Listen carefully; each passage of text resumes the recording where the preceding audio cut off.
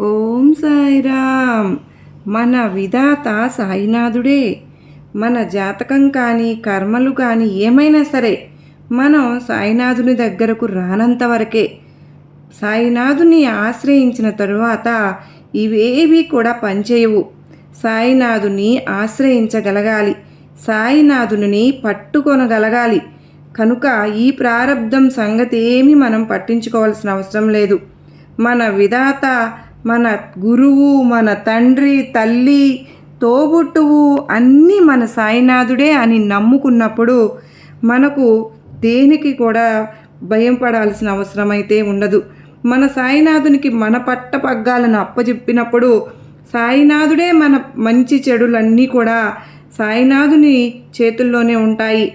బాబా వారిని పట్టుకుంటే చాలు, బాబా బాబా బాబా అంటూ ఉంటే చాలు, బాబాను చూడడానికి ప్రయత్నిద్దాం.